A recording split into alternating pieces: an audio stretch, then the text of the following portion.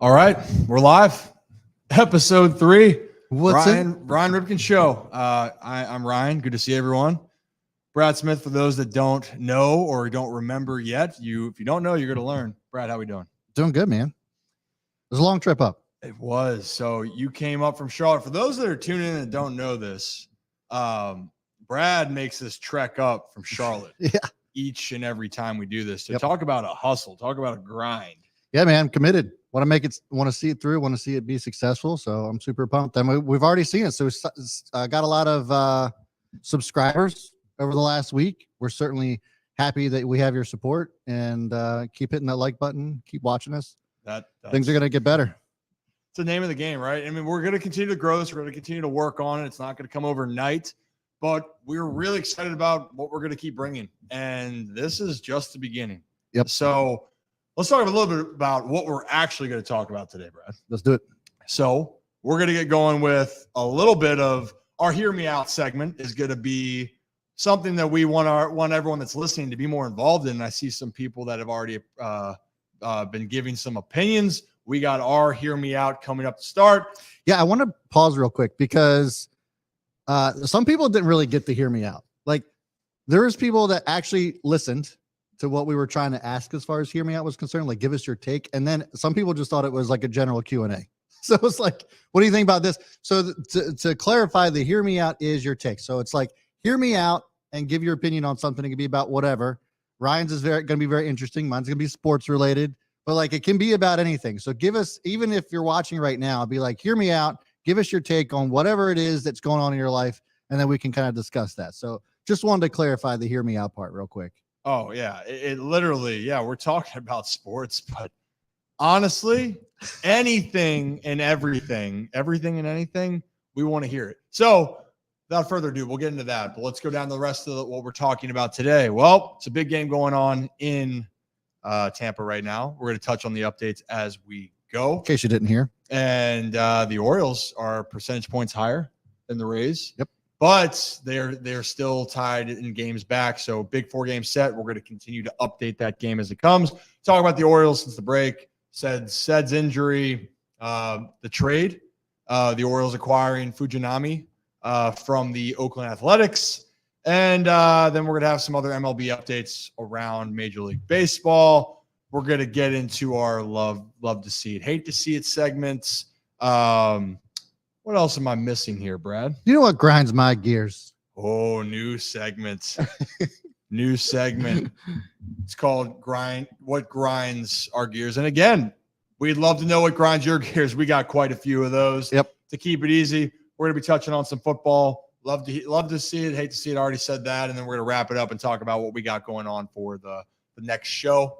Without further ado, would you like to kick off, pun intended, for this Hear Me Out?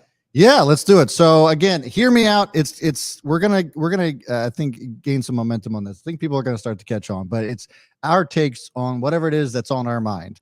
And Ryan, I got blasted on Twitter for making this statement when the conversation started about Shohei Ohtani. I simply said that we don't need Shohei Ohtani. In talking about him as a rental or trade or anything, I said we don't need him. And everybody on Twitter lost their goddamn mind. Yeah, they did. How are you feeling about it? Tell me how you really feel. Well, hear me out. Shohei Ohtani is very much a nice to have. And anybody in the MLB, any team would love to have Shohei Ohtani on their team. But do the Orioles actually need him?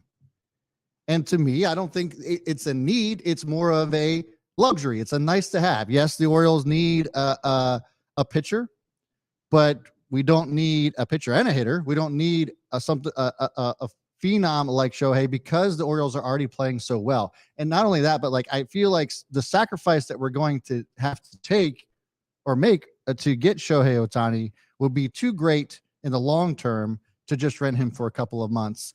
Some people have been making the argument, well, it could mean that he could be the difference maker in getting him to a championship. But you look at the Angels and had the two best players in baseball on their team, and they're barely scratching 500. So yes, I would love to have Shohei Ohtani on the Orioles, but my take is that we don't need him.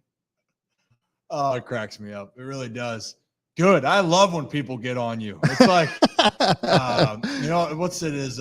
It's in Talladega Nights. Love my movies. So, good. I love the way they're talking to you. They're at dinner right there, Ricky Bobby. But anyway, I get your point too. I mean, the fact of the matter is the Orioles are in great position. And Ohtani, obviously, whatever team would get him, it's an upgrade. It's beyond an upgrade. You're getting the best player in the world. Getting the best hitter and the best pitcher. And I mean, it's unbelievable. But having said that, the Orioles, you come this far. Right. And you're going to have to give up some players for a rental. Let's be honest. It would be a very exciting 3 months, but Ohtani is not staying here. No, he's not staying in Baltimore. We've already, we could go into all of those, and we're going to dive into that a little bit later about why that would be the case, but you guys could all put two and two together. But a thing I want to touch on, because Elias, came from Houston, and look at how they built up their team. And then at the right time, they added other pieces. But imagine during this, when the Astros were on the up and up, or even the Cubs, I even think about when the Cubs finally were becoming a team of relevancy again. Imagine all of a sudden, before they let things, really come to fruition, you make a big move. And then it kind of sacrifices some parts. So for right now, I love what the Orioles are doing. They got a lot of great pieces. But yeah, can we fantasize about Shohei? Of course. Yeah. Like I think that some of the fans out there, some of the people that were on Twitter kind of ostracizing me for merely saying that was that, I just kind of look at it like the Rams, right? Like, do you go all in and just to get yourself a Super Bowl, or in this case, a World Series win? Or do you play the long game and have opportunities to get to the World Series and win each and every year? And I really like the way that the Orioles are set up right now. Yeah, and there's a lot of exciting, and I get it. It's like, which prospects are going to pan out? You never really know. Yeah. But I like the long-term plan. I'd rather be really good for 10 years, have a chance almost every single year, right, than be extremely great for 1 year, but then maybe lose some pieces. We'll see. But, man, I love when it's good. You've been causing a little bit of a stir so far on Twitter, which has been great. All right, my hear me out is not about baseball. No. It's not about sports. And this maybe gives you guys a little bit more about what we want. We want these types of opinions. So hear me out here. I think condiments are overrated. All right. So hear me out. Okay. I don't think Old Bay is considered a condiment first and foremost for all my Maryland people. Hell no. No, it's a seasoning. Yeah. It's a delicious seasoning, by the way. I will put that on my Old Bay fries, or fries on Old Bay, crabs, you name it. Marylander in my blood. Ice right? cream. Right? Yeah. You put it on ice cream? Is there an ice cream flavor? Oh, no. You put it on vanilla ice cream. Oh, really? Haven't tried that. Oh, yeah. Maybe I haven't lived. You got to try it and report back. All right. So the reason why I'm saying with condiments being overrated in general, I just feel if you have a really good, I look at it for steak. You have an unbelievable steak. Yeah. You're not going to add anything more than just a little salt and pepper. No. And maybe I'm just more, I think with anything that you cook or do, yes, the condiment, for me, it helps block if something is not cooked well.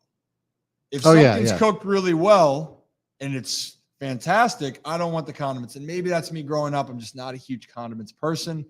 But give me seasonings. If I never had mustard or ketchup or any of those the rest of my life, I wouldn't blink an eye. So I will never put ketchup on hot dogs or anything like that, but I do love me some mustard sometimes.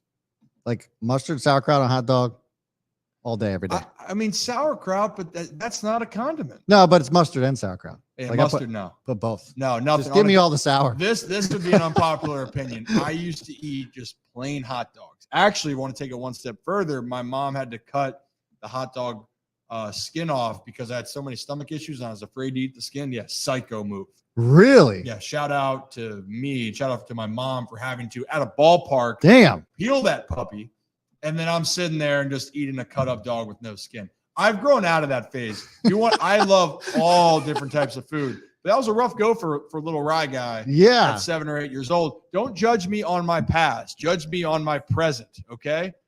And I was learning, but that's my hear me out. I could do without the condiments for the rest of my life. Let us know what you guys think about that on any of the Hear Me Outs. And we want to hear from you guys as well. We actually did have one person who followed the rules on the Hear Me Out. And I wanted to highlight them. They were on Twitter. Go follow at Ryan Ripken on Twitter. And you can put your Hear Me Out. You can go follow me as well if you want to do that too. But I want to make sure that I'm giving credit to where credit is due. I have so many tabs. Many tabs open here. We've got these 2 monitors, by the way. And also a little bit about my day. Since he's trekking up from Charlotte, I'm coming down from the District of Columbia. And, I had another bag. I had something to do to prepare for next week. And I grabbed the wrong bag that had my laptop and everything that I would need for this show. So luckily, Brad bought the goods, but we got a lot the going big on guns here. Yeah.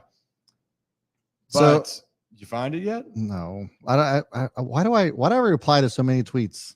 Here we go. I think I found it. Yeah. Why are you trying to be a nice guy? So it was Joe Radke. So let me share this. So Joe Radke put this out here. There we go. I think it's this one. It might not be, but it's fine. Yep, that's it. Okay, so Joe Radke says Pibb Extra, which I guess used to be Mr. Pibb, right? Says sure. Has a better taste than Dr. Pepper. Flavor profile just hits better, although it's hard to find in my neck of the woods. I said that was a serious take. I still think it's a serious take. But yeah, that was one of our fans coming in with the Hear Me Outs. Let us know what you guys think. I'm still a Dr. Pepper guy. I got to say. I don't even think I'm taking Mr. Pibb if there is no Dr. Pepper. I'm probably taking something else. But you said you're not a soda drinker, so yeah, I'm just about to jump in here, and maybe that's another hot take. Because we're not even a hot take. I didn't drink a lot of soda. Actually, funny story. I thought that I knew what the difference was, but as a kid, I got carbonation and carbs confused. Yeah. So when I told people like I struggle with carbonation, I'm like, oh, it's the carbs that get me. Yeah. And I would tell that to like adults, and they just shake their head and be like, something's wrong with me. You're not wrong. A lot's wrong with us, but hey, the Hear Me Out, please just keep adding on to that. This is what we want. Again, shout out Joe for getting right on the Hear Me Out. We need more of that in our lives. Now for the Orioles here. And actually, let's do the first update of the night with the game. And I'm sure a lot of you guys are watching if you're tuning in. Top of the 3rd inning, the Rays strike first, 1-0 after Mejia singled to center.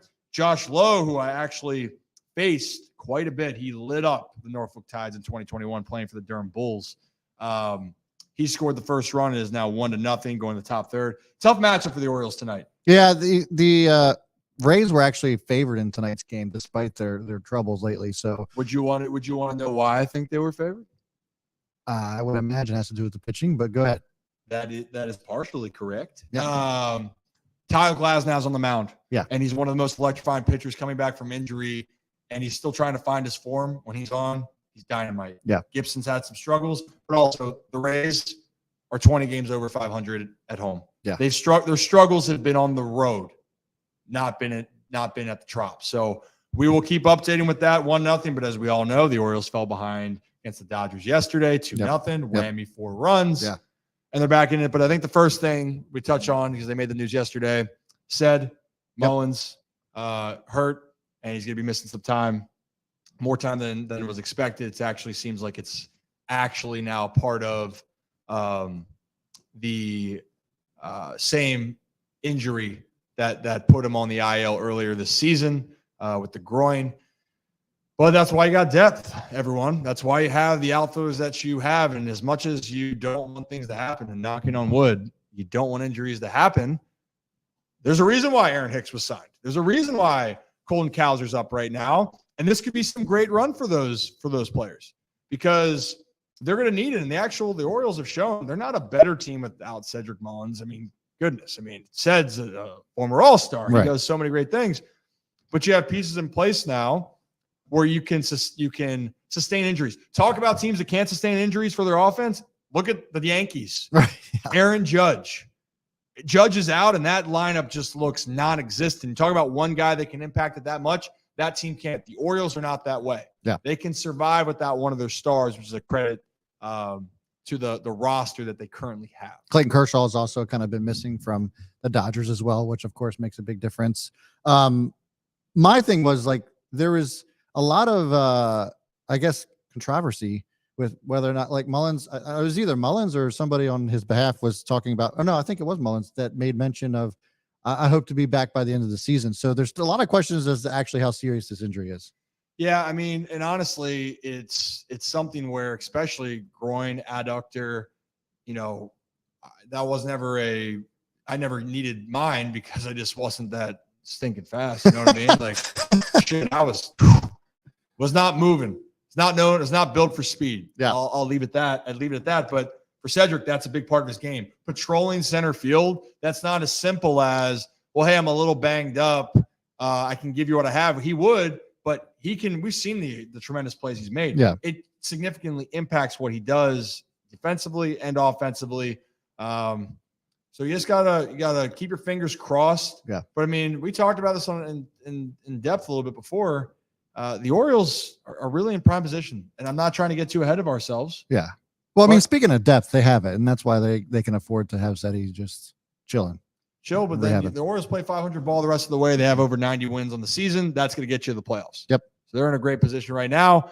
Kind of goes without saying, huge series. Yeah. I've been babbling a little bit, but tell me a little bit about, do you have any other expectations going into tonight, going into this series? No, I just want to see it play out. Like, I'm super pumped because like this kind of seems like a perfect storm, or like, almost kind of like this was scripted in a way, because, the Rays are on a downtrend. The Orioles are hot right now, despite kind of giving up the series against, or not kind of, they did give up the series against the Dodgers, but like they're still very hot. And, to see them come in and basically be neck and neck coming into the series, I just thought it was perfect. So like, obviously as an O's fan, I would love to see the Orioles come out on top, but like it just as a baseball fan, it's exciting stuff.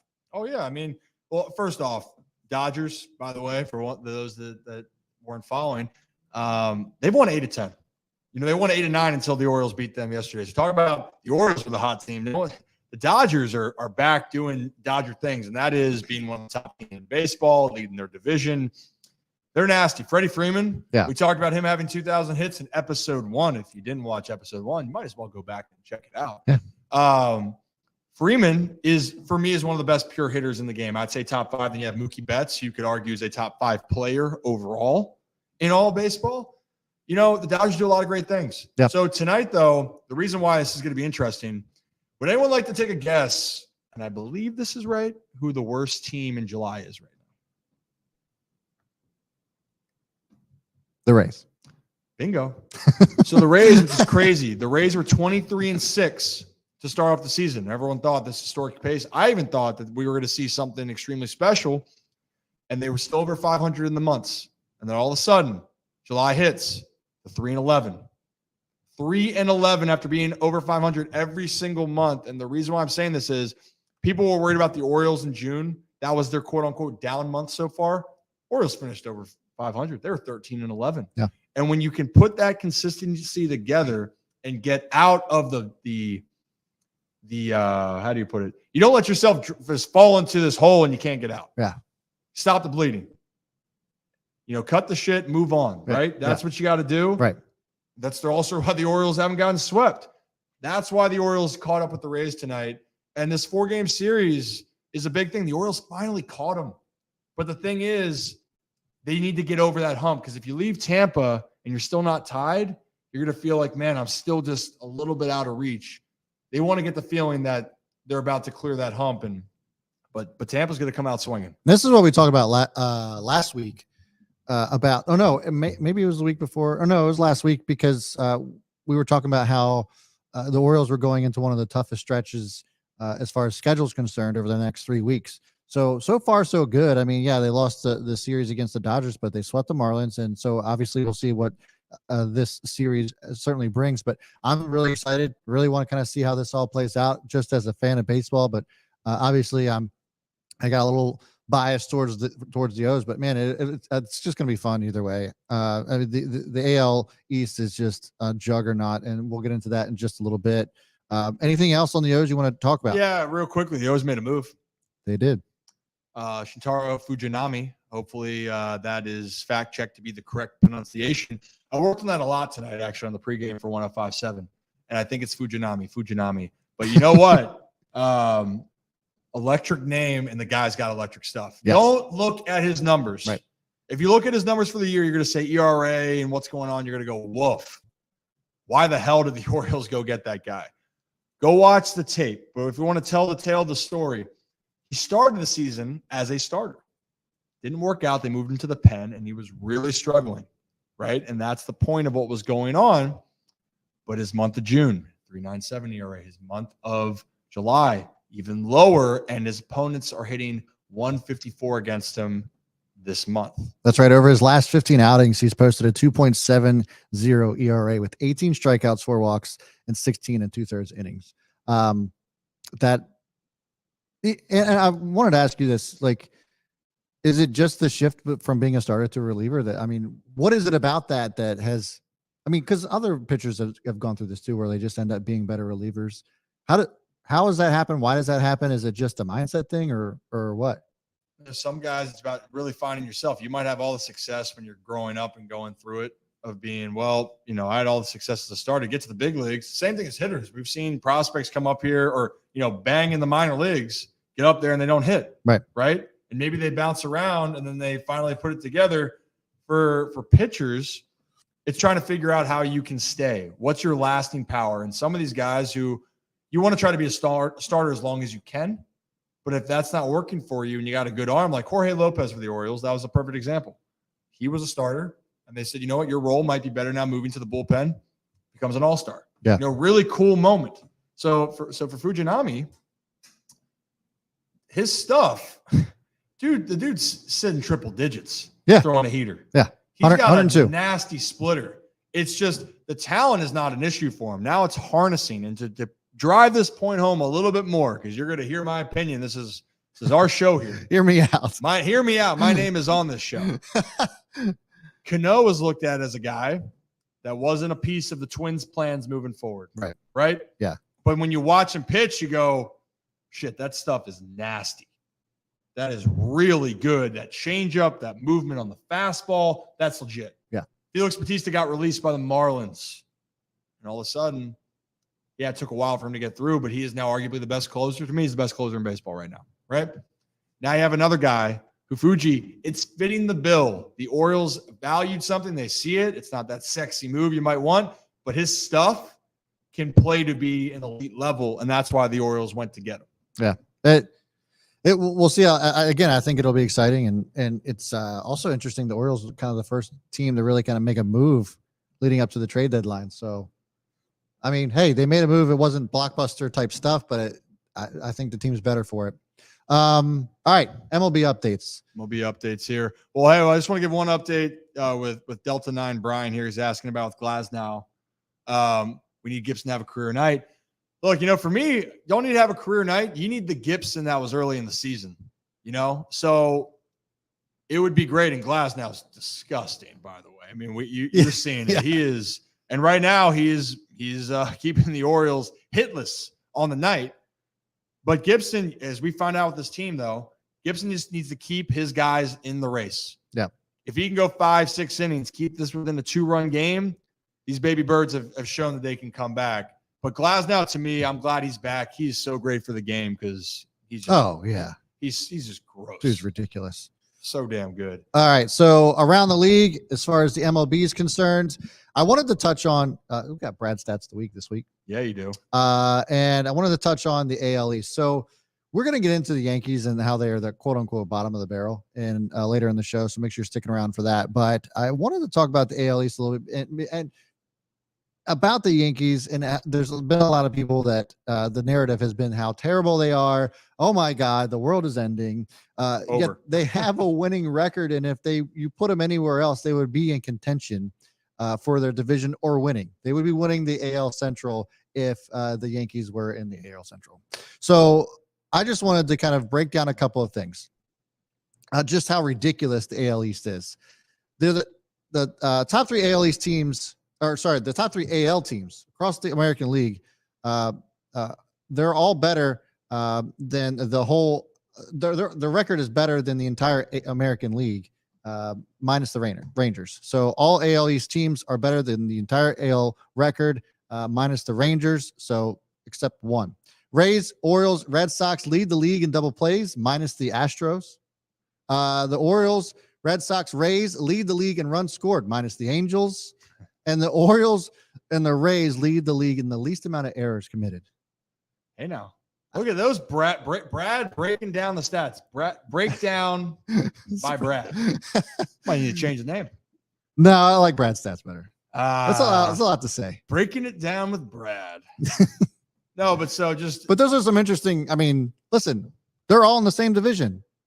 You take out 1 or 2 teams, and that's all of the American League they're leading.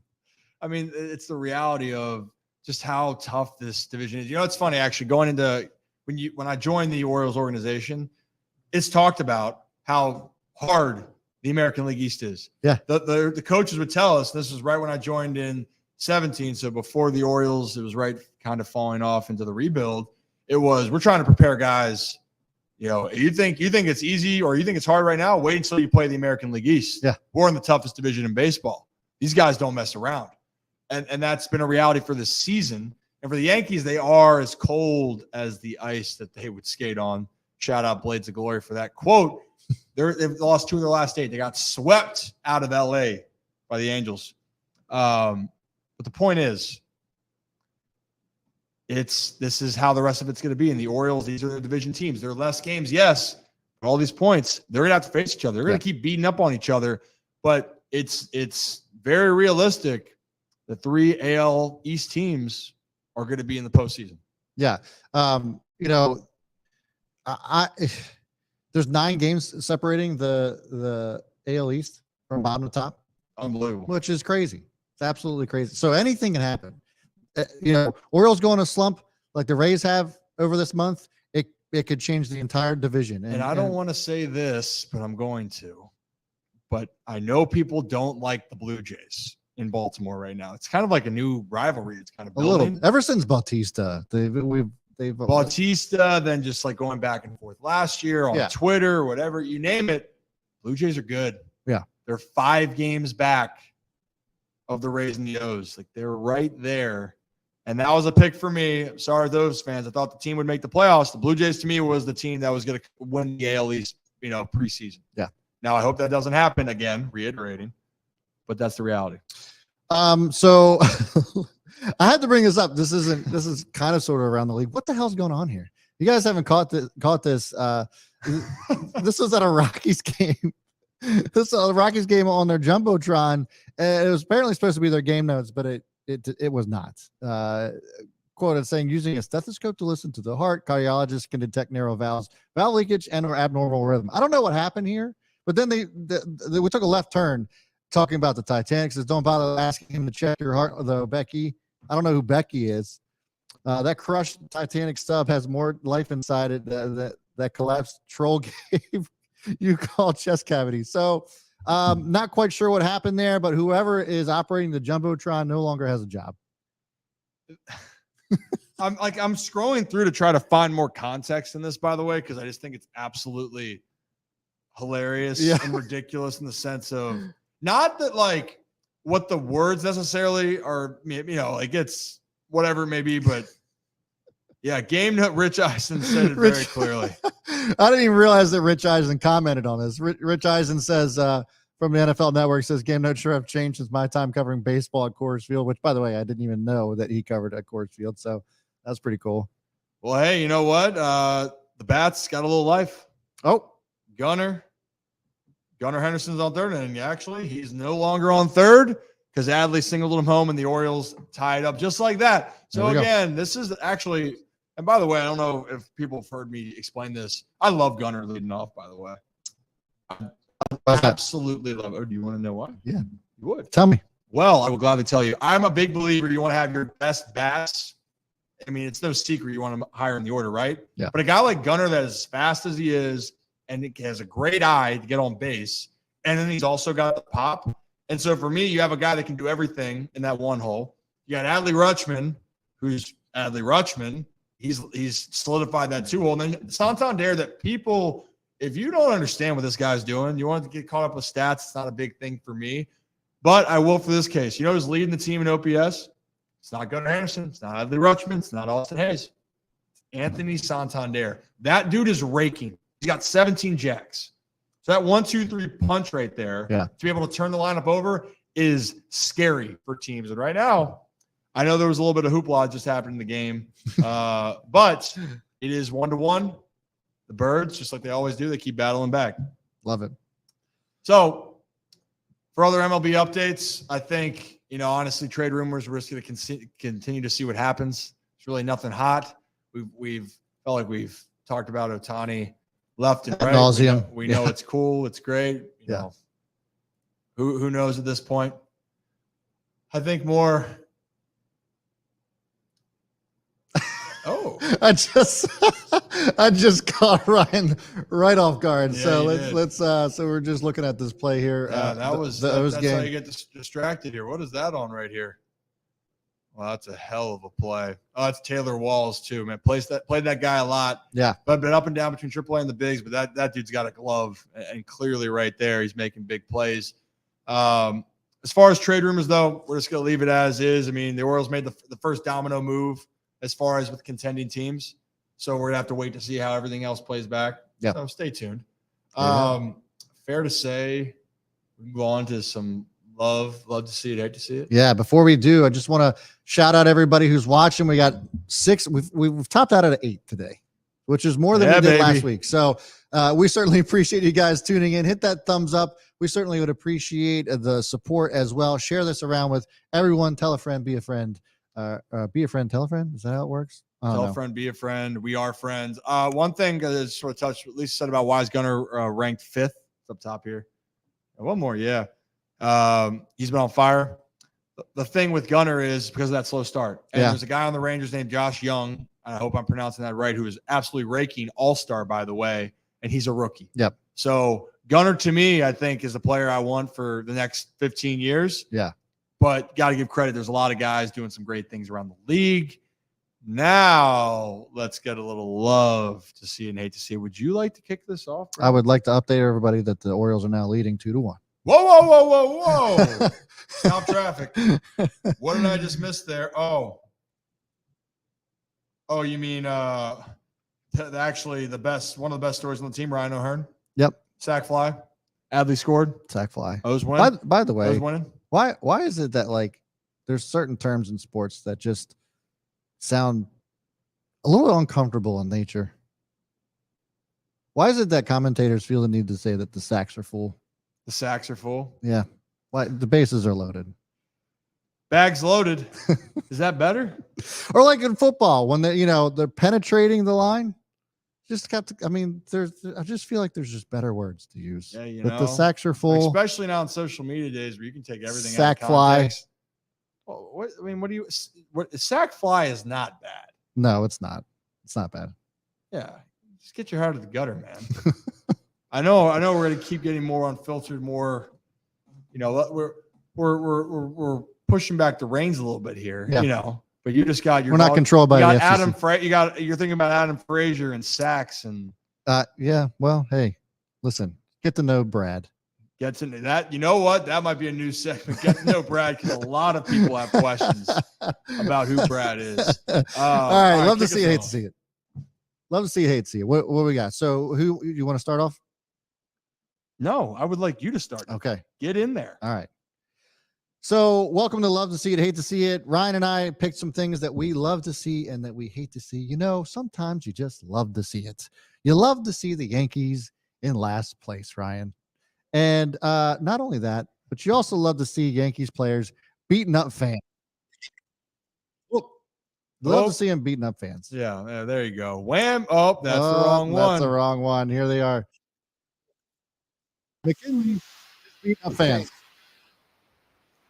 Eric, I agree. It's a disgusting This from Eric over at Barstool RDT. sharing about the Yankees. I know it's really got Eric torn up. Beating up Personally, fans. I could text him right now. I know it's bothering him how that fan's doing. Yeah. But yeah, it's nice to see. The Yankees aren't used to this. That's the funny thing you're bringing up, but I will say they are playing some really bad baseball. They are playing some really bad baseball. They lost 2 of 10. They had the rough go against the Rockies, and you got swept by the Angels that are struggling to keep it going and what's going on. And whammy. All right, I'm going to switch it up here a little bit. Do it. I like to try to broaden my love. And actually, what I was going with is love to see that Wimbledon final. I don't know if anyone caught that. I don't know if people are big tennis. Alcaraz Djokovic was one of the best tennis matches you can watch. Young versus a legend is something that you don't always get to see. And match was, how do you describe it? It was a marathon. Yeah. But really, honestly, I couldn't tell you how long it went. I think it was about almost 5 hours. But it was really great for the sport. A lot of people watching a great sport, and also too the athleticism. I'm not saying that. Can you imagine? We talk about baseball, and I didn't even think about this. Like the ball's coming in like 130 miles an hour on a serve. Oh yeah, and I'm not saying that it's different than the ball, twisting and turning, but that's not easy. Oh, and it's spinning, so it's going to change direction as soon as it hits the court. Oh yeah. So I mean, I love to see it. The only thing we talked, and you heard me in the past on a previous show, if you tuned in. Just want to see more, the Americans, specifically for men. We had Serena do her thing for the women's side. A men's U.S. tennis player hasn't won a major in 20 years. Yeah. All right. What do you hate to see? You hate to see it, Ryan. You hate to see the Hard Knocks get soft. Yeah. Speaking of innuendos. Hard Knocks is getting soft, guys. And so Adam Schefter tweeted out the other day, the Hard Knocks will not be the same. They're not going to be given the same access. The Jets believe it's I think it's meant to say inhumane to show players being released. Yeah, that's the word. That is ridiculous, in my opinion. I hate to see that. The whole reason behind Hard Knocks is so you can actually see the behind the scenes and see the real shit that's going on during a season. I made the comment, actually retweeted it out. I was like, I guess Hard Knocks is not seeing Last Chance U, where everybody gets released and hardly anybody makes it to the big dance. So I don't know. I just feel like it's called Hard Knocks for a reason. And yeah, nobody likes to see failures, but failure is part of it. That's part of the it's part of the journey. It's part of life. You want to see that take place. And that was the whole point of the documentary. So I hate to see that, Ryan. Yeah. You know what I hate to see, Brad? You don't know yet, or you might know. I hate to see the Draymond Green getting fooled by a fake Twitter account. He was thinking it was from NBA Central, which is actually a verified account, and it said it was NBA Central. And they're saying that Kevin Garnett called out Draymond Green, and then Draymond goes to quote tweet calling out Kevin Garnett, and Garnett comes back to say, "Yo, dude, fake tweet. What is happening? Fix it." He's telling Elon to fix it. I think Draymond obviously deleted the tweet, but man, this is not Elon's fault. No, it's not. that one we got to look a little bit harder. And hey, we're a great message for everyone here.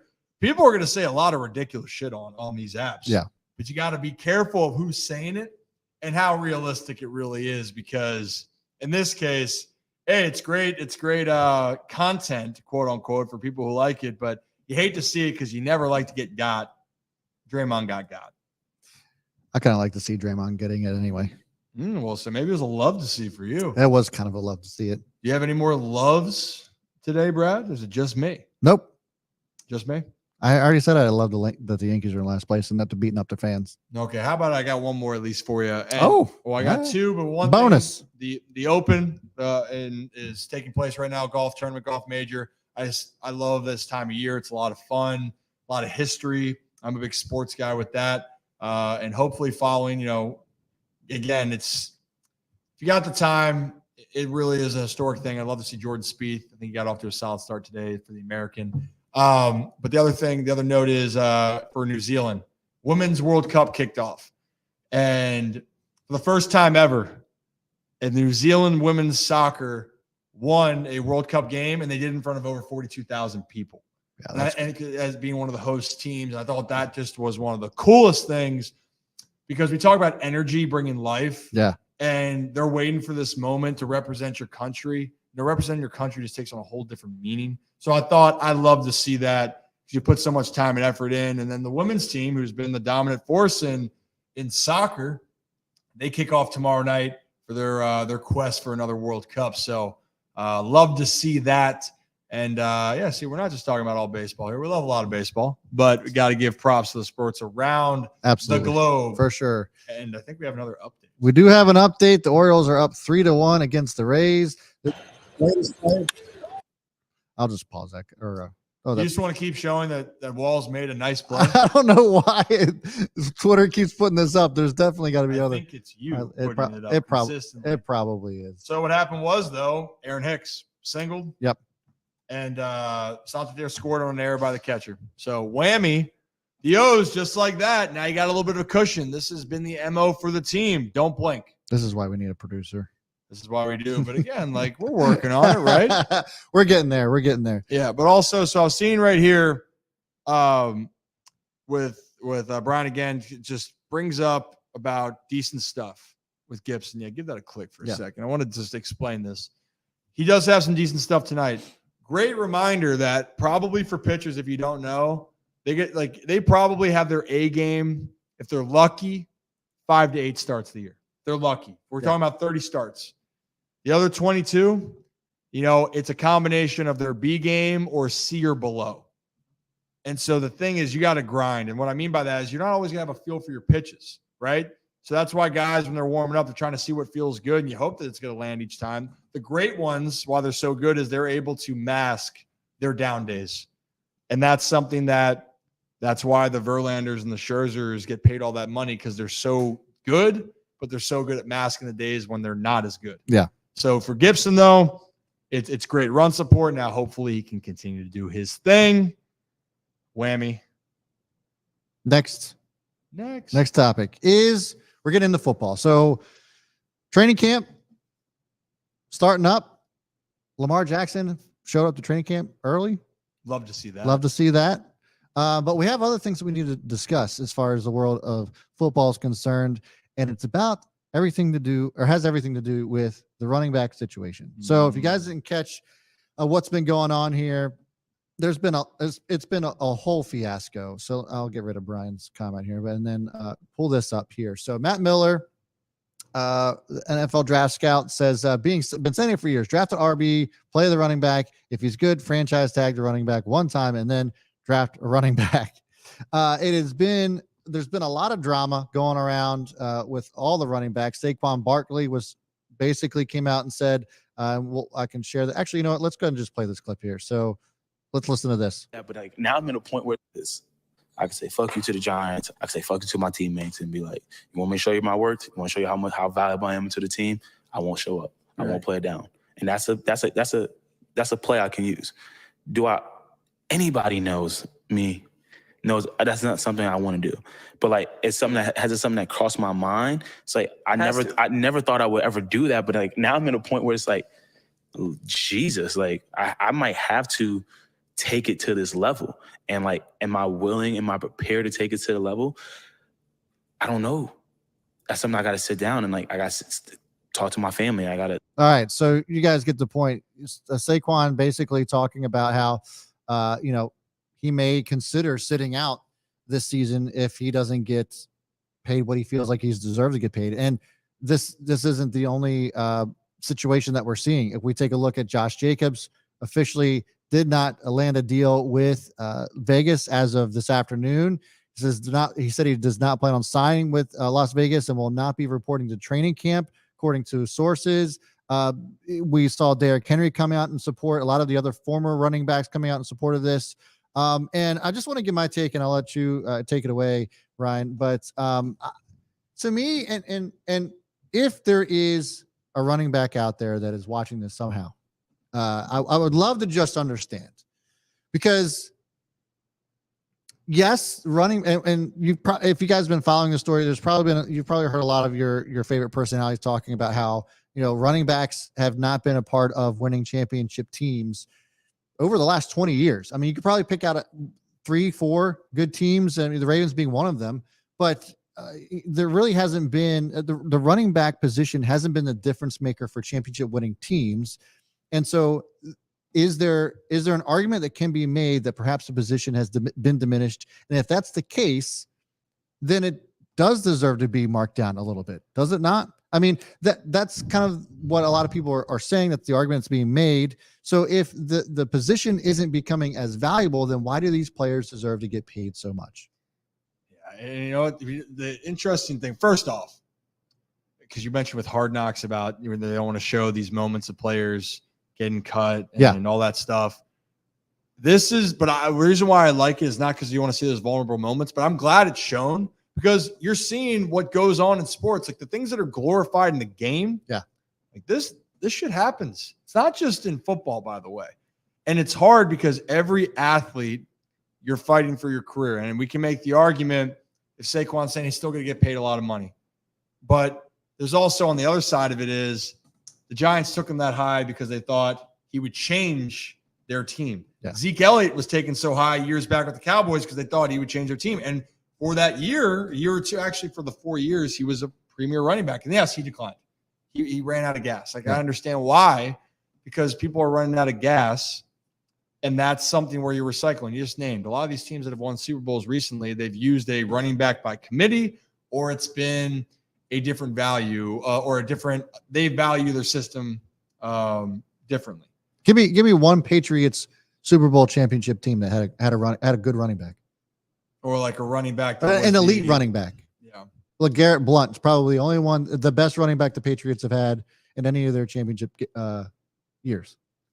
Yeah, I mean, I'd say I wouldn't even say that he was an elite running back. But I'd say at the time, when the Ravens won the Super Bowl in 2012, Ray Rice was the running back. Yeah. And he made a huge impact. The game has changed in different ways, obviously, so that impacts it. Pass catching running backs like the Christian McCaffreys and Ecklers, which I think McCaffrey's kind of just even the most different breed because of just his lateral quickness and everything that's happening. But anyway, we're getting off topic. This is the ugly part of it. Like, I can't get mad at someone that wants to prove their worth, and feels that they deserve more, especially for how much they give to the team. And in this case, and we know this, but was Daniel Jones in people's mind worth $40 million a year after 1 year of actual progress? Most would say no, right?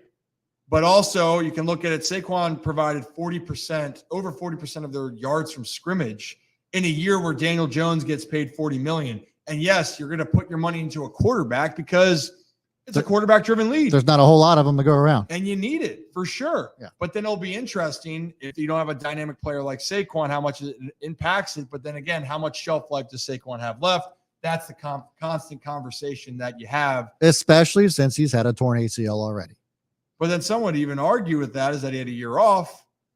But at the end of the day, like the ones that have really kept going recently, like Derrick Henry, he broke down last year getting hurt, but he's still a monster approaching 30. Dalvin Cook is 32?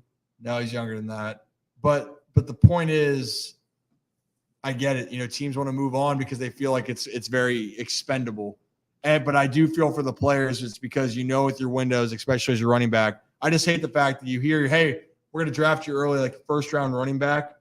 Like Gibbs getting taken for the Lions in the first round this year. Right. We love you. B. John Robinson, we love you. How much are we going to really love you when it comes time to re-sign you for a second deal? I mean, we love you as a running back.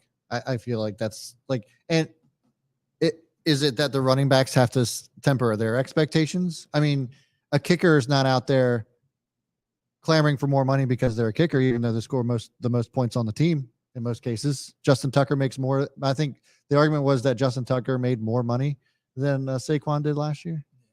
But he's the greatest of all time. Yeah, I mean, we know how fragile kicking can be. I also think we know this for a fact. The league has changed. You got to run the ball in the playoffs. You have to be able to establish run in the playoffs, but it doesn't mean that you necessarily have to have jack of all trades elite running back. Yes. But it fits your system. Like Christian McCaffrey arguably, if Purdy doesn't go down in that NFC Championship game, we might have a different discussion because McCaffrey literally was trying to will that offense as much as he possibly could. Right. And he didn't have it. Like, yes, they can make the impacts, but overall, you need to have someone. When the Patriots had LeGarrette Blount or the Eagles had him, it was a bruiser in the playoffs, but you weren't asking him to put up 1,600 rush yards during the regular season. And I won't defend Daniel Jones here, but he had nobody to throw to last year either. I mean, imagine if there was actual wide receiver ones on that team. That Saquon probably wouldn't be responsible for 30% of that offense or whatever. So that it's tough. It sucks. Would love to get to actually have a real conversation about it with, a running back, even if it was a former one, and just be like, hey, like what do we do here? I mean, especially also too, think about this. The quarterback position has also changed a lot. Yeah. I mean, quarterbacks aren't expected to just sit there and throw the ball anymore. They're also moving around. I mean, Lamar Jackson really changed the mold as far as that's concerned, in my opinion. So even Daniel Jones knows how to run. Low key, he can run. He can move. Yeah. He low key can move. So anyways, moving on from that topic, let us know what you guys think about that as well. We'd love to get some comments on that and get your thoughts. And Ryan, the DeAndre Hopkins mystery has been solved. He's finally playing for the Titans this year. And shout out to my bud. You're a good kid, bud. Cody Carroll is a huge one of my former teammates, huge Titans fan. So he's pretty jacked up that the Titans landed Hopkins. There's a discussion here. If you go to the veteran wide receivers where your career goes to end going to Tennessee, it's kind of been the running thought, so to speak. Yeah. But I think Hopkins still got something left in the tank, and you got a young first-round wide receiver from the previous year in Burks. You have now D-Hop. I think Derrick Henry's still a monster. I still trust in him as a player. I know he's getting older. And whether or not you believe in Tannehill right now, if he's going to start the season, you can throw him the ball. Yeah, that's kind of where I'm at. He can make some plays. DeAndre Hopkins has been talked the whole all season about how he wanted to find an elite quarterback and he wanted to be with a team that he felt like could win the championship now. And then he went with the Titans. Like, I don't know. I mean, the Titans aren't winning the Super Bowl this year. They're just not. But what about the AFC South? Who's coming out of the AFC South? Well, it ain't the Colts. And it ain't over the Jags. And it ain't that. Well, yeah. I don't think the Titans are going to overcome the Jags this year. Jags are going to be a dangerous team until they play the Ravens. I don't know. The Jags are nasty, but the point being that the Titans have a history, just like the Ravens, of they're just staying around, staying in the hunt. Yeah, and you're going to stay in the hunt, and if Hopkins is even 80% of what he was last year, he's going to make it. Yeah. By the way, I just wanted to show you guys this real quick. Pat McAfee show over in Tahoe. If you guys didn't catch Tahoe last week, Mike Vrabel made some comments about the DeAndre Hopkins situation. Take a listen.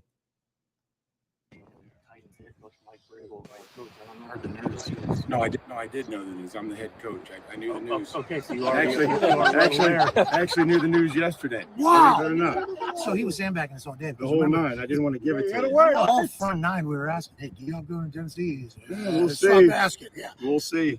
Congratulations. Looks like it happened. So there you have it. Barely came as a shock that Mike Vrabel knew about it the whole time. So there you have it. Let us know what you guys think about that as well. Lastly, on the football front, Madden ratings. You wanted to talk about the Madden ratings a little bit. I did have this pulled up as well. And where do you want to start as far as Madden ratings are concerned? I just think it's always such a funny thing with things get pulled up. Everyone gets very frustrated. Yeah. Or thinks that they deserve more at the times. I just think it's always a fun time. Yeah. I love the fact that Mark Andrews is up there. Kelsey, yep, highest ranked, I believe 99. Got Kittle right there. Andrews 95. Cornerback, it's interesting. Yeah. Because, I was trying to see where go to the next one. Oh, I remember that one. Yeah. But so the fall off for Marlon that's for catching right there. In Pro Football Focus or whatnot, everyone's kind of been hating on Marlon's performance. Yeah. He's still one of the best man coverage cornerbacks. Top 5. So I just think it's always really interesting to me to see where it all ranks, and guys can get, again, I'm no expert on saying of who's on which. Always grew up playing Madden, whether you think Madden's gone downhill or not from years past. That's a whole different story. There's your overalls. Marlon still comes in 5th. So there's still a respect there. That was the thing that was crazy. But Jalen Ramsey at 95, 97. I don't know about that, man.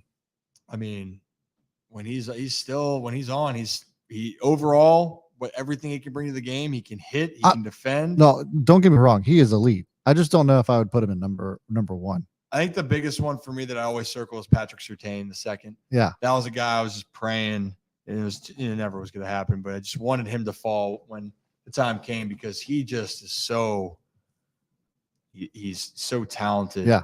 And he was getting refined. He got cooked by Devontae Adams at the end of the season, but it was a moment of like, all right, that was a good learning curve for me. Yeah. And I only think the sky's really the limit for him. I think he has a chance to be the best corner. There it is about Mark Andrews.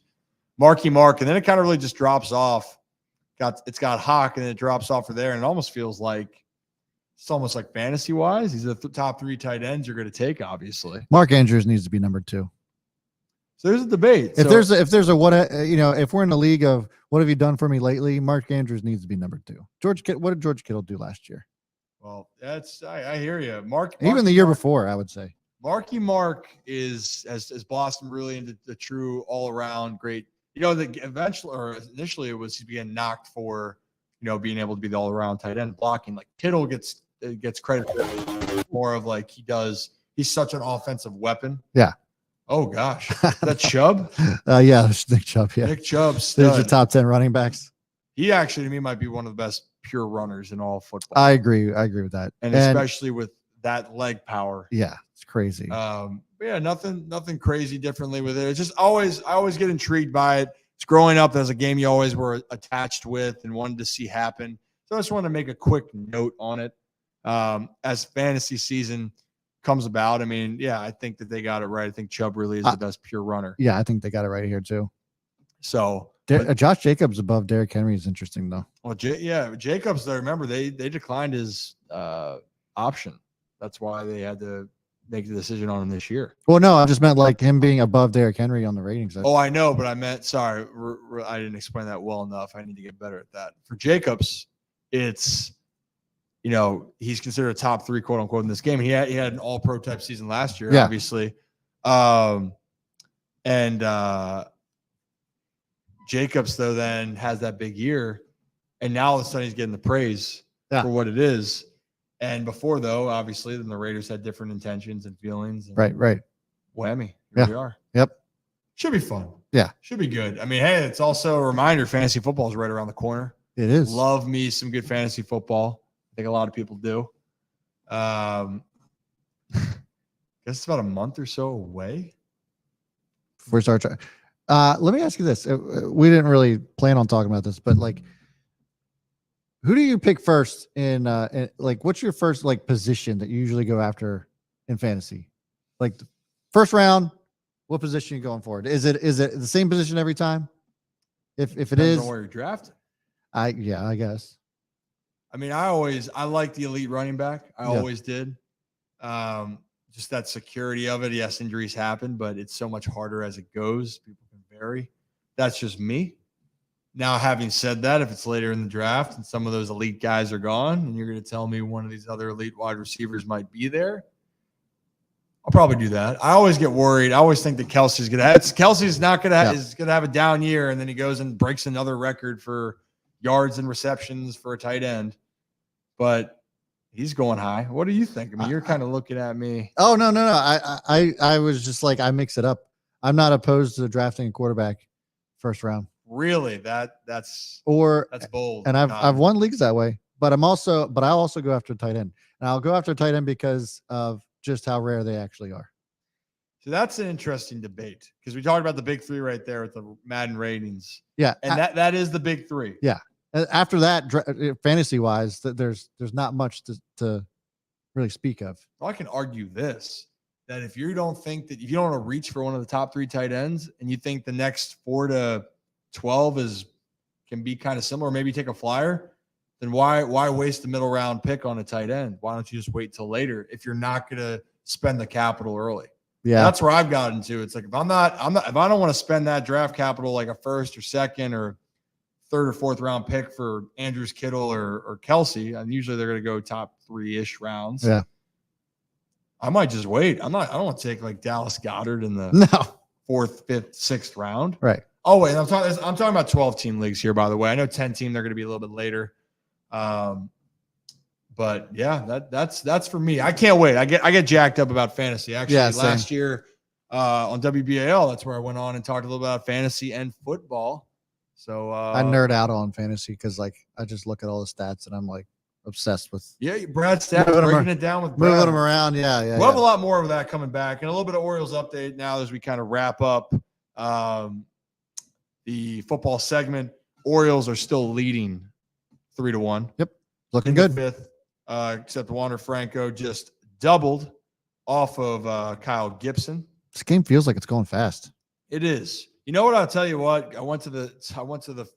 I sat where our seats are normally, first time all season. And actually, I was telling a couple people this, and they're like, "Oh, wait, well, why don't you sit there more?" It's like, if I go to a game, I like to be incognito. Yeah. If we sit in those seats, you can see us on the camera first and foremost. And secondly, are you like right behind home plate? Oh yeah. Oh, okay. Yeah. That you don't hide. But some of the guys, I always wonder if some of my teammates, if they're locked in enough, so they're like, why would they notice seeing someone? But yeah, I also just like to go around and just enjoy the game, not worry about, other hoopla. Yeah. Just be a fan. Yeah, absolutely. How often do you get stopped like by people? Occasionally. I will say this: one of the coolest moments, and shout out Chris, if he's watching this, he's about to leave. And my memory might be losing, but I thought he said he was involved with being one of the Mr. Splash Zone guys. Oh, yeah. And he stopped me walking out and was just like, "Hey, Ryan, like, great to see you. Big, love what you're doing. Big fan of the shows and what you're doing." And for me, like, those moments are really cool. Yeah. I understand what my dad accomplished at the Yard.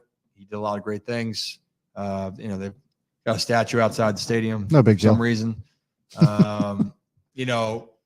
All of that. But I think it was just for those moments I got to interact with people that have been following me and following what we're doing on our journey. Yeah, that's which cool. I think is a really cool component. But I also did see some people I hadn't seen in a while. I ran into my my advisor in high school and a good mentor to me. He happened to be at the game. So that was a cool moment where he saw where I was sitting and came over and said hello. Saw AAA Clubby, actually, him and I were texting in Norfolk. So, I got to see, it was cool to be back at the Yard. Yeah. I gave Dino a wave. It's good to see him. He's a good kid. Yeah, man, it was good. But the Orioles lost, so I might have to never sit there again. 10-3 loss. Woof. Yeah. Sorry, fellas. And the next day they won. So, I mean, that could be something. So, yeah, I might just be pickles and go when I'm doing pregame. Right. But it was a lot of fun. We got to get some things going for the season as we get closer here. Yeah. And for everyone knowing, the months are, it feels like the months are heating up. Yeah. Temperature-wise. But more importantly, these games in Baltimore are about to heat up. Yeah. If you guys haven't heard of the dog days before, that's a real thing. The dog days of August, it's called because your body's getting tired, you're fatigued, you're kind of almost at the finish line, but you still got another month, 2 months to go. Fans, get out there for the game. Yeah. The energy, it means the world to the players. They're playing for something. They can always get themselves up for a game. It's their job. But they can even get up more and they can really feed off that energy if they got their fans behind them. So that's a real thing, right? Like, I mean, I know, like, 1,000%. You always hear players, they like, thank the fans and that sort of thing. But like, the roar of the crowd really like get you all going. Oh, fires you up. Yeah. I mean, I remember, this is even a small sense, but when you go through all the sports, college basketball, home field advantage, yeah. I think that's a real thing. Damn right it is. Playing in these hard places to go play. College football, same thing. Baseball, when you get in the professional sports, like, yes, like football and baseball, NFL, NBA, MLB, like, yes, like they're professional athletes, but teams do play better at home because one, they're comfortable, and two, they love the energy of their fans. Yeah. Baltimore's the same way. I mean, go watch the Delman Young double in the playoffs, and that doesn't give you goosebumps about how loud that place gets. Right. You don't think the players are feeling that energy even before it? Like, they live for that. We live for that energy. Yeah. We really do. I mean, yeah, we're gonna have to go out there and make plays. Like, it's on the players if they're gonna win the game. But that energy, and also puts pressure on the other team. Some guys, you want to believe, are able to be cold-blooded, and we know a lot of those. There's a lot of those type of players out there. There's a lot of players that don't like the stress. Put it on them. Make it hard for them. Yeah. That's what I got. That's my thought. I like that. Hear me out. All right. Next segment, and then we'll be wrapping up here soon. But you know what grinds my gears, Ryan? The goddamn smoke. The smoke that continues to just perforate throughout the entire United States, at least on the Eastern Seaboard. Why is it that we've had so much smoke this year from the fires up in Canada? Can't they keep the smoke up there? It's like every time you think that you're done with it, more smoke shows up. I was driving back. I was driving on the highway coming into the city, do the pregame show, and I'm driving on in. Yeah. And I'm looking over. I'm like, oh, I always love looking at the cities when I drive into any Yeah, place. yeah. I look to my left driving in. I'm going, why is it hazy? Like, what is happening? Someone's like, oh, it's still an air alert. I'm like, yeah. Wasn't this like a month or two ago? And I'm with you. It grinds your gears. I've never seen it be this bad. Like, this is always Canada's fire season, just like it is out west. But I've never seen it like to the point to where we're seeing this type of smoke like we have seen it. Every once in a while, and over the years past, you get like a couple of days where you're like, oh, look, it's come from Canada. But it's like for a month and a half now. It's enough. Yeah, enough's enough. Yeah. You know what grinds my gears, and it's kind of sticking with since I was driving. I don't get road rage, but I get really irritated with drivers in traffic, that builds up more because we're not paying attention to our side of the road.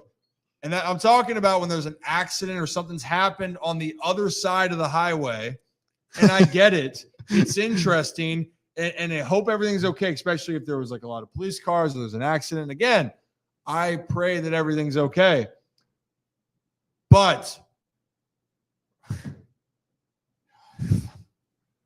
filtered here for a second. Well, go take a breather. I can attest to this, that I talk to Ryan a lot when he's driving.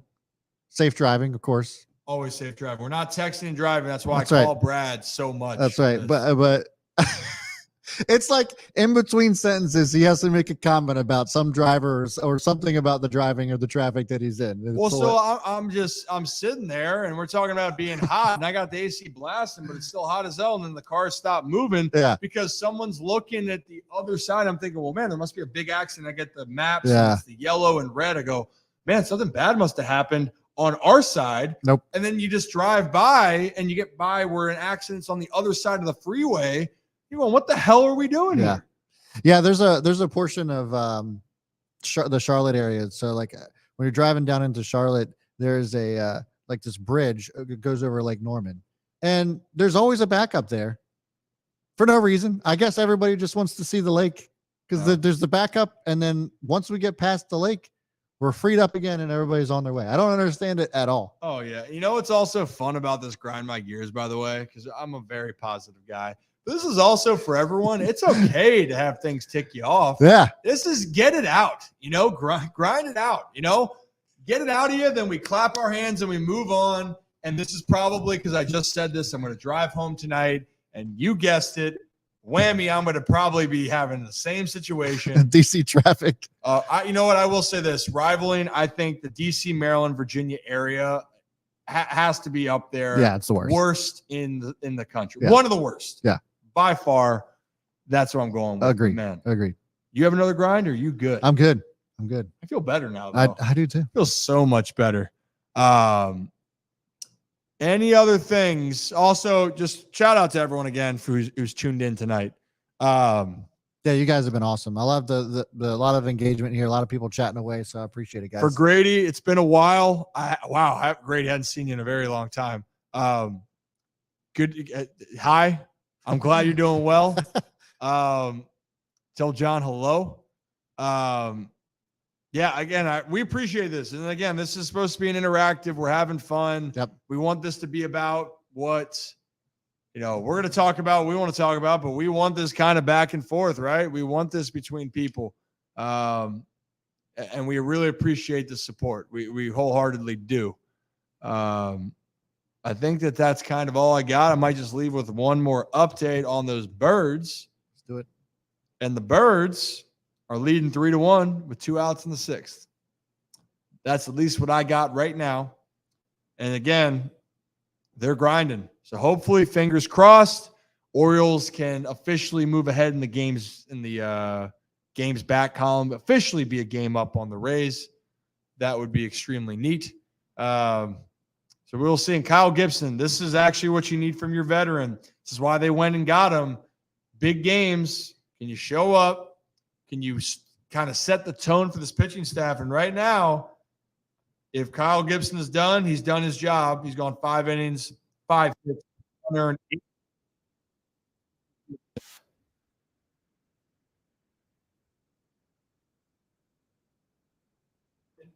He's giving his team a chance to win for sure. The scoring play was actually pretty cool. We just talked about it beginning. Waiting to see him again, and Henderson is the first Oriole base runner off the glove of Walls.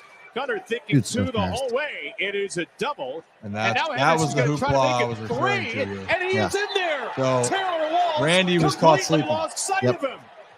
And again, also for everyone, if you hear it as a young kid and you're telling someone, they say, hey, get the ball in, get the ball in. That is the example right there, ladies and gentlemen. Get the ball in quick because of a base runner and a guy with a high IQ like Gunnar Henderson, and he runs like a gazelle, he's going to take that extra base. Yeah. So that is incredible. Was that ever you when you were a kid? Were you like what? When I was a kid, I was definitely in right field because that was the most boring position, and just sat out there not really paying attention, and all of a sudden, somebody decides to hit the ball out there, and then I paid for it. Yeah, yeah. I can't say. That was just a little league mistake. I come from a different thing where I at every little level I was told it was kind of getting harped in what not to do. Not to do. Yeah. And my family would say that kind of nicely, like, hey, hit him in the chest. Oh, you better hit him in the chest. Okay, I'm 3. Just kidding. I was like 6. No, but I mean, as a kid, it's like putting a child out in the outfield, no matter where they're at, is like the worst because they are not going to pay attention at all. No, you know what? I will say this again as a reminder for all parents out there and for everyone listening. The young age is for your kid to try to find if they love and have a passion for it. Yeah, they're not getting drafted. They're not going to college at 7 or 6 or whatever the ages are. You want to see how much they love it. You got to live with the fact that they must. And advice: try just doing one. If you're trying to teach them something, try to do one idea at a time. One idea for the day. Because I think that's the best way for them to try to learn. And if they can pick up that one thing each day, that's going to end up helping them. I like that. I think it's a good way to end. But before we go, though, because we haven't said it enough, if you haven't liked and subscribed to the channel, please do. Brad, this is where I need your help again. What else do we need? We need you to hit that notification bell as well and remind you that next week is an off week. So Ryan will be out. And next week is also Ryan's birthday. So happy 3-0, my man. Yeah, big one. My sister is getting married, and I am getting old. I mean, you kidding me? Look at these. I got a haircut though. Looking a little bit fresher at times. No, I'm actually doing. I think they say keep the shorter hair. The hair looks a little bit fuller. Yeah, which it is. But yeah, no, exciting week. So next week we're off. I don't know about that. What? About the hair being fuller when it's cut shorter? Is that what you said? Yeah. You don't think it looks okay? You know what? I mean, you don't have that problem, man. All right. You guys can guess Brad's age next time. Ryan guessed young, so yeah, he does look to help you out. I'm a little ticked off. But yeah, I'm approaching the dirty 30. Yeah. And so I will come back a whole new person. But yeah, so off next week, then we're right back at it, and we're going to continue to update you guys. So please, YouTube channel, subscribe. We'll give you the notifications there. On our Twitter, at Ryan Ripken, obviously for me, at Own the Chaos. Yes, at Own the Chaos over on Twitter as well. And then, guys, also, we've been, as we had mentioned, starting to kind of really engage with you on the love to see it, hate to see it, and hear me outs. And now we got Grind My Gears, which is pretty fun too. So interact with us. We actually love that stuff. So be sure to have fun with us over on Twitter. We certainly would appreciate it as we continue to grow this thing. And again, just share it. Just share the heck out of this. Ryan and I want to make this kind of our full-time gig. We want to grow this thing to that kind of level. So we would appreciate it. And we got a lot of, again, we're starting this off nice and slow. Yep. Getting our just footing. having fun with it. And we appreciate it, but we have a lot of really, I know you're probably thinking, well, everyone says they got a lot of cool things planned. We really do. Yeah. We have a lot of different moving parts right now. And again, we're not going to jump the gun on what that's going to be because it takes time, but we're moving in the right direction. A lot more is going to be going on as we head into the fall. Yeah. It might not always be from the studio here, which is great, but give us time. And we appreciate you enjoying the process and ride with us. And also, if you think, I know I'm never wrong with my opinions. I'm always right. You like that shit, don't you? But anyway, let us know. Like, honestly, I love it. And we get it. We're not always going to respond to every single message. We get busy. Yep. And also, last thing I will say, guilty, however you feel about blue check or no blue check, I will be getting a blue check here soon. Don't hate me for the people that are against the blue. I don't know why people hate that. Yeah. We want to be able to put more content, and it's limited for the amount of content I can put on Twitter without it. Yeah. So bite the bullet. I think I can pay like $7 instead of $8. And so, hey, I'll do that because I want to be able to put more and more on Twitter and the channels for you all to see. So again, don't hate me. The same rad guy is still there. Yep. That's all I got, bro. Any last words? Lisa guessed I was 34. Lisa, too young. Guys, thanks so much for tuning in. Thanks for tuning in. I certainly appreciate it. Hit that like button on your way out the door, and we'll see you in 2 weeks. See you guys. See ya.